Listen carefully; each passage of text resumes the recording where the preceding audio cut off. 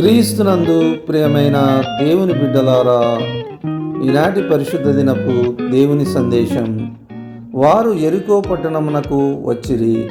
ఆయన తన శిష్యులతోనూ బహుజన సమూహముతోనూ యెరికో నుండి బయలుదేరి వచ్చుచుండగా తీమయి కుమారుడగు బర్తిమయి అను గ్రుడ్డి భిక్షకుడు త్రోవ పక్కను కూర్చుండెను. ఈయన నజరేయుడైన యేసు అని వాడు విని, దావీదు కుమారుడా యేసు, నన్ను కరుణింపుమని కేకలు వేయ మొదలుపెట్టెను. ఊరకుండుమని అనేకులు వానిని గద్దించిరి గాని వాడు దావీదు కుమారుడా నన్ను కరుణింపుమని మరి ఎక్కువగా కేకలు వేసెను. అప్పుడు యేసు నిలిచి వానిని పిలువుడని చెప్పగా, వారా గుడ్డి వానిని పిలిచి, ధైర్యము తెచ్చుకొనుము, ఆయన నిన్ను పిలుచుచున్నాడు, లెమ్మని వానితో చెప్పిరి. అంతటా వాడు బట్టను పారివేసి దిక్కున లేచి యేసునొద్దకు వచ్చెను.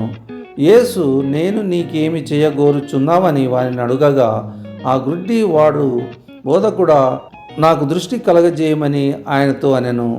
అందుకు యేసు, నీవు వెళ్ళుము, నీ విశ్వాసము నిన్ను స్వస్థపరచెనని చెప్పెను.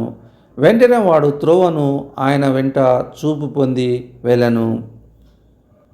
మార్కు సువార్త 10వ అధ్యాయము 46 నుండి 52 వచనములు.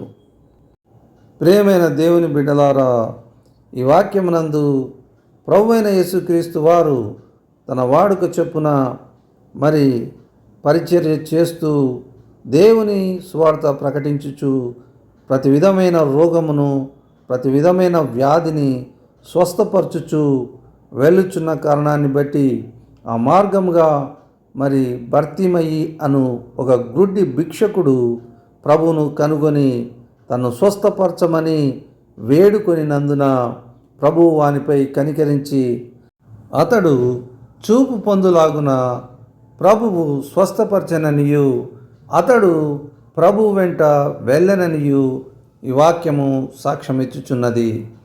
కాబట్టి ప్రేమైన వారలారా, ప్రభు అయిన యేసుక్రీస్తు వారు మన ఎడల కనికరము గలవాడనియు, ఆయన అద్భుతకరముగాను ఆశ్చర్యకరముగాను మన సంకటములనియు తీర్చి మనను తెప్పరిల్లజేయువాడై ఉన్నాడని ఈ వాక్యము సెలవిచ్చుచున్నది.